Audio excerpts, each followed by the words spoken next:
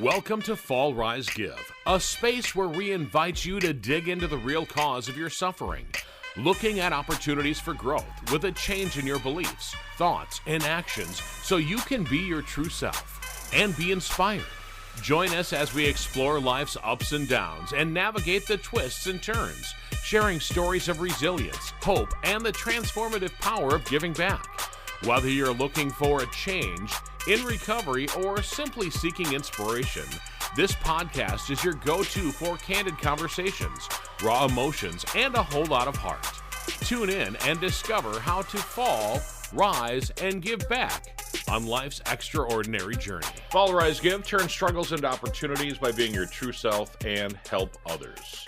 How you doing? My name is Bartender Bob, and with me again is my great partner in crime and doing the podcast, Kumar. Good morning, buddy. Good morning, Bob. How's it going? I can't get over how nice the weather has been, even though we're in the first, couple of weeks of astrological. Is it astrological fall, or is it basically it's after Labor Day, so it's fall-like. I know that fall doesn't officially start yet, but it's leaves are starting to change here. The weather is starting to change. It's starting to be nice and cool at night, and still pretty warm during the day. And it looks, at least from where I can see where you are, it looks kind of the same way there. Yeah, same exact deal. I think officially we did turn into fall last week. Okay. It's funny because I always like summer is my favorite, but then as I'm thinking, it's kind of fall-like now. The weather's a little bit cooler, and fall's my favorite. And then the winter, I'll be like, well, winter's my favorite. And then the spring, the buds are starting to, show up on the trees, and spring's my favorite. So I think I like all four seasons. Yeah, me, I like the fall because of football, and so that keeps me busy. I'm a huge football fan, especially college football. And then I like the spring a lot. The winter here in Seattle can be short days and kind of dark, so winter's not my favorite here. It's not as cold as Minnesota or Wisconsin, but I absolutely do love the spring and the summer, and the fall is not bad because of football. But yeah, other than that, winter is kind of the dreary, drizzly, cold, depressing kind of winters in the Pacific Northwest. Oh, is it really? And you're speaking that from a guy that came from Minnesota, so I mean, it must be really bad if a Minnesota guy doesn't like the winters out there in Seattle. So officially, the autumn equinox is September 22nd at 7:43 in the morning, or 7:43. So it was last Sunday when fall officially ushered its way in. It's a great day, and it's sunny here. I'm on an island called Whidbey Island. It's about 45 minutes north of Seattle. You take a ferry to get on it, and I'm here for a men's retreat for my my church, and it's been an amazing weekend with the guys, and a lot of fun activities. Went on a big ocean front hike yesterday, a long 5.5, 6 mile hike, but it's definitely been a great weekend. I always enjoy those weekends. Last weekend we went to a buddy of mine is a hypnotist. He was on America's Got Talent, and he's the one that hypnotized Howie Mandel to shake hands many years ago. And we went and saw his show in Chicago. We stayed downtown Chicago. We stayed on the 10th floor of a Hilton down there. I had no idea that a room in downtown Chicago would be about half the cost of my monthly house payment. Yeah. We paid $450 to stay, plus parking, and we weren't even there 24 hours. So parking just from 4:00 in the evening on afternoon one day till 10:00 in the morning the next day, $62 to park on top of the hotel. I'm like, holy man! Yeah. Downtown Chicago is very expensive, and you stayed in a pretty nice place in a pretty nice area right off the water.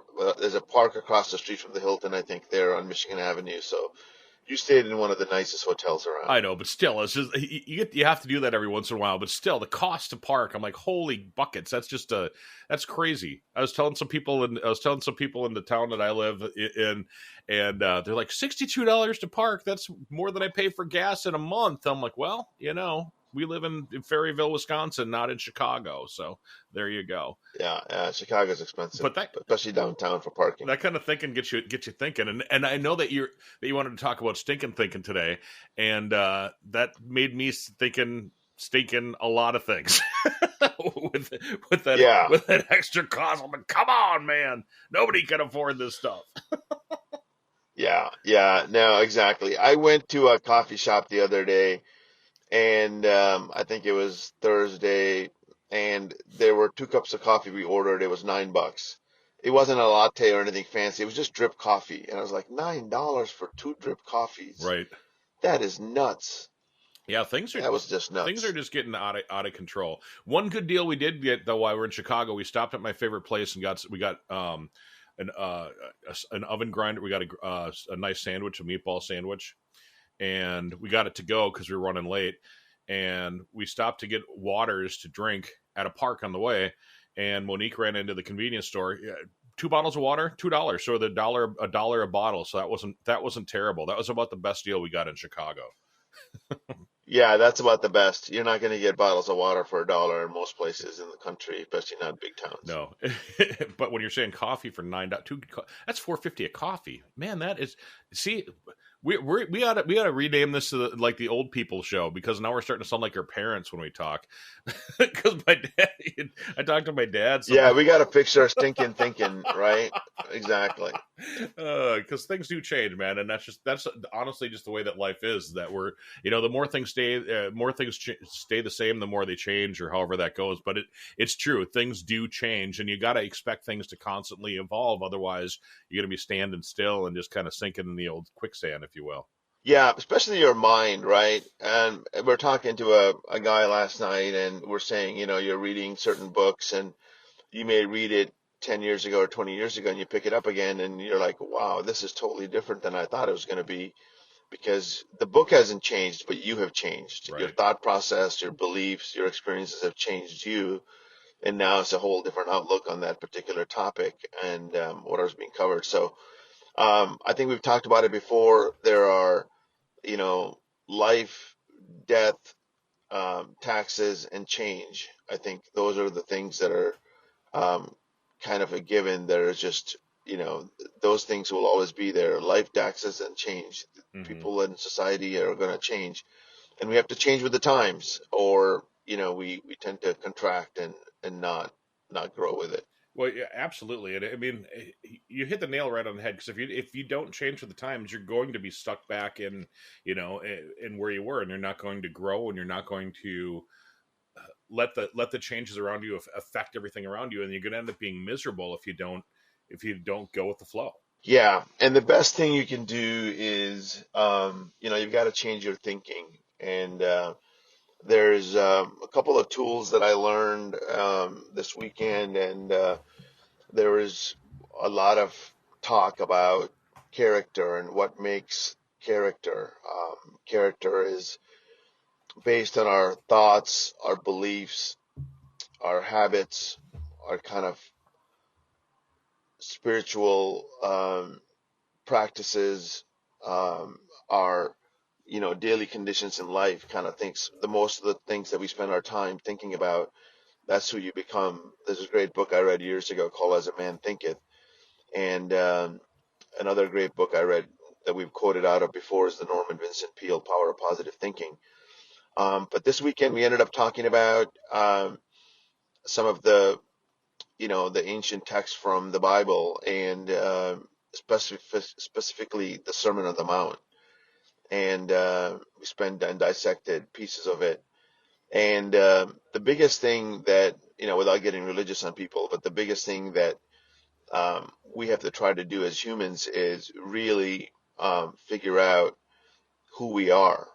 And, who you are is not necessarily your job. We've talked about that in the past, or um, your family defines who you are a little bit, but it's really your thoughts, and your thoughts are a result of your beliefs, which are usually a result of your experiences. And so most of us come into this piece. And so um, the two main things that they talked about was an attitude or thinking process around lack or abundance, Hmm. in which both of them I think we've talked about in the past. Yeah, So we have. that's the fascinating thing, is how do your behavior, your thought process really changes of a mental condition or attitude around lack or abundance. And so, yeah, that's the kind of the topic for today, and let's dig into that a little bit deeper and talk about experiences that maybe we've had with when we're thinking about lack or when we're thinking about being generous and being abundant attitude. It's not really about monetary value as it is kind of an attitude of generosity and having enough and things like that. You know, a lot of times when people talk about generosity, they think about it's exclusively giving money or things like that, but it really truly isn't. I spent most of my career as a radio personality, and as a radio personality, I had more time to give than money when I was younger, and so I did a lot of volunteering. So my way of giving back to society was always helping out with different things. I'm an Eagle Scout. I did that when I was a kid, and then I did a lot of things with my church when I was younger, and then I got into the JCs. I was in the lacrosse JCs for close to 20 years, and just the different social things that we did and the different activities that we were a part of that help out the community at large that we lived in was great. And that's the way that we gave back. And then as I got older, I was able to afford to give money and some time. And now living in a small town, I'm on the tourism committee here for Ferryville. I mean, it's a town of 191 people, so it's not like we've got lots of dollars to throw around to help out with tourism. But I mean, we've got people that give their time and they give their expertise and the things that they're good at. So I mean, I've done some podcasts for the community. I've helped them out with some marketing and some Facebook stuff and things like that. But that's what I think a lot of people need to realize, that it's not just about the money, it's about the time. And sometimes the time is worth way more than the money, if you know what I mean. Totally, totally. I think it's an attitude of generosity that you have more than what you need, and I think we can always make time, right? We may spend a Sunday afternoon watching football, but we do have a lot of time on our hands. We can give back to society and to people. But it's really about thinking beyond yourself. That's really what it's all about. So, the Buddhist faith talks about if you help others, that you think about others, your needs are going to be met and you'll be happy. The easiest way that we talked about, most of the billionaires, a friend of mine works with a lot of billionaires. We talked about it. Most of them are miserable until they start giving back. Hmm. And most of the billionaires or super successful people are not living a very abundant life. They're accumulated a lot of wealth, but they're kind of hoarding cash or hoarding money. And they oftentimes they live in the world of lack and the attitude of lack. So I think really it's a mindset, it's a thinking way. Um, Somebody in the retreat mentioned that, some of the most generous people that he's ever seen are the people that don't have a lot. They tend to give whatever they have Hmm. and are happier. So I don't think money makes it happiness. I think money may give you a lot of resources, but the same problems just become bigger with more money. And giving our time, like you said, giving our mind share, giving our expertise, giving our just compassion to others, kindness, I think that goes a long ways. And as we think about our character and how we build our inner self, our thought process, when you come from a lack, you don't give anything. You're just more in a fear-based mindset, Well, and that really gets in the way. well, there's a lot of people that are takers, and when you mention that, it's sometimes that the people that have less to give are the people that are more giving and more empathetic and more caring and whatnot. It seems, but there's a lot of people that seem to have a lot, and sometimes it feels like they take a lot. They may have a lot, but they take a lot. They expect, like in the service industry, I'll notice that some people that are hoity-toity or have the silver spoon, so to say, that they expect way more service than somebody that just, like somebody that you and I just walks in and orders a burger or something. We're okay with somebody asking you how you're doing, and here's your stuff, here's the condiments that are normally with it. Do you need anything else? And off you go and help out. But sometimes it feels as though some people have that, oh, I ordered this, but I wanted it medium rare medium, so I needed a little bit more pink, and I wanted Grey Poupon mustard instead of regular mustard. And this barbecue sauce it tastes like it came out of a bottle rather than home. You know what I mean? And some people just kind of expect that extra uh, they end up being more of a drag on your day rather than uh, a help in your day. If you know, if you kind of get my drift on what I'm talking about. Yeah, yeah, and it's amazing how our thoughts. Let's just take the flip side of it. Um, our thoughts and our experiences from a negative experience makes it harder for us to turn on our abundant or generosity when somebody else is coming from a world of lack or taking. And so it's an interesting thing that you bring up.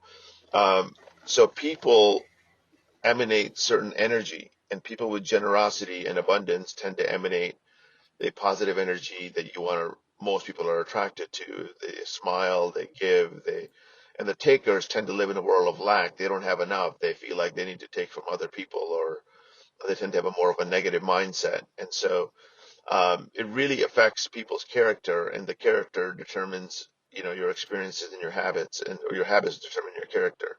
So when people are taking constantly, they're impacting the world around them, and a kind of a drag on society and life. And so um, I think the biggest thing that we can really do is, even for those people that are takers, or people that are demanding certain things, how we react to them is also important.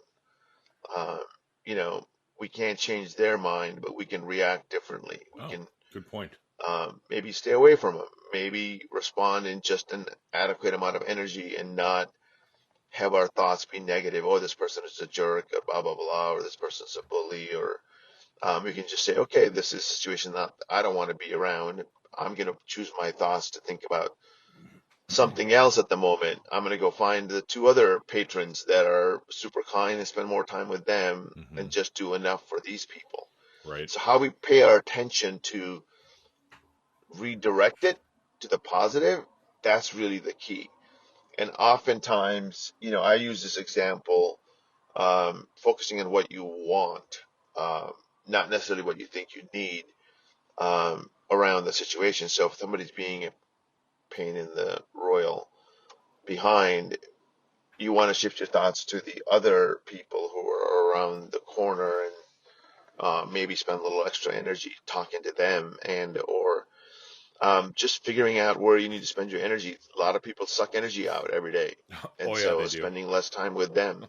Yeah, and so we've all been around those people, and those are the takers that you talk about. So spend most of your time, and I think we've talked about it. You are the average of the five people that you hang out with, and so shifting our thinking. I've talked about it before. Shifting our thinking from stinking thinking to, it starts with an attitude of gratitude, and gratitude really comes from thinking that you have enough. Right.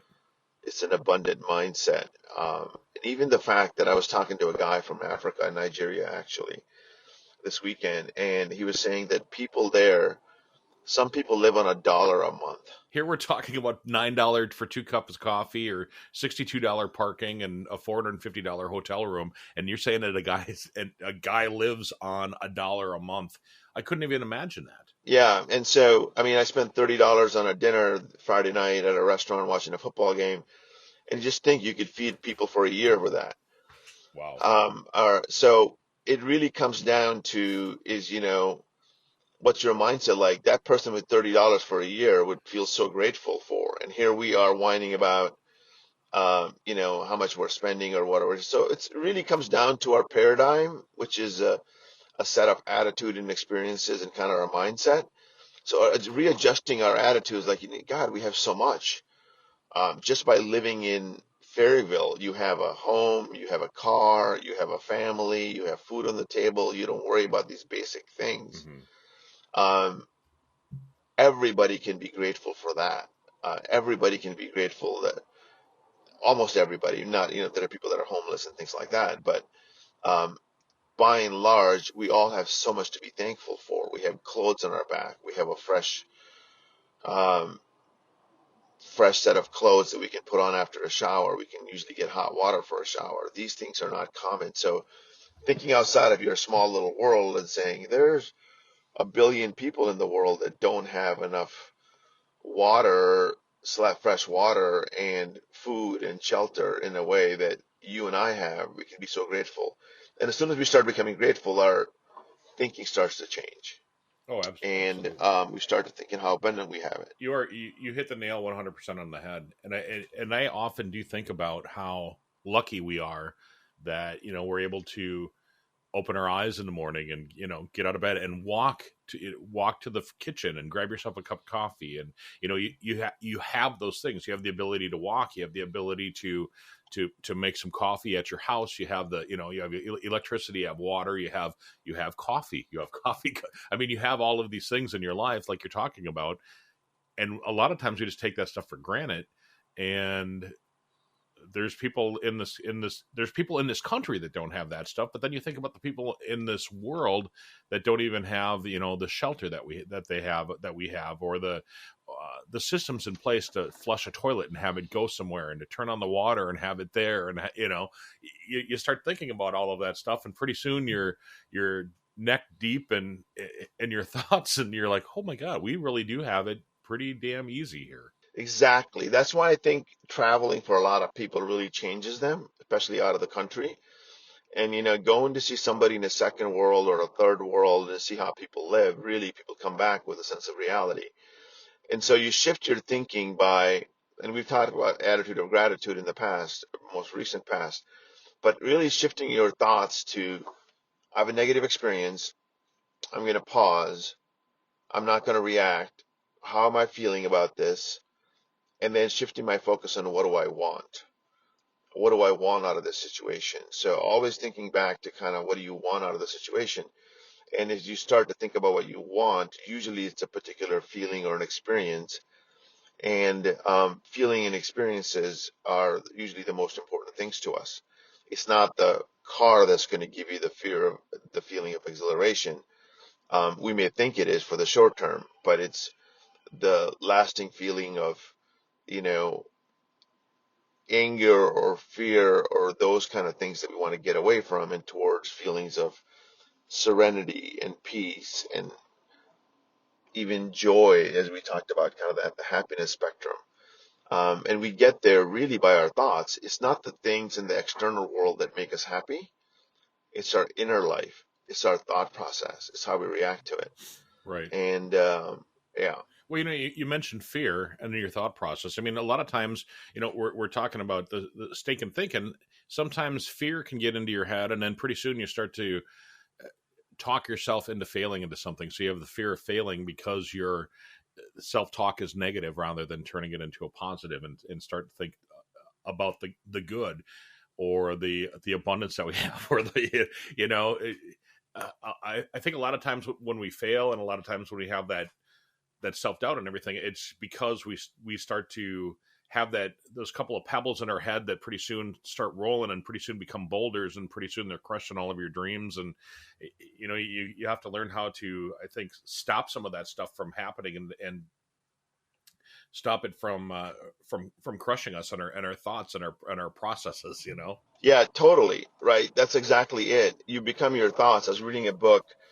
I mentioned it before. I think a guy named Chuck C. His speeches ended up being in the book, and the book is called A New Pair of Glasses.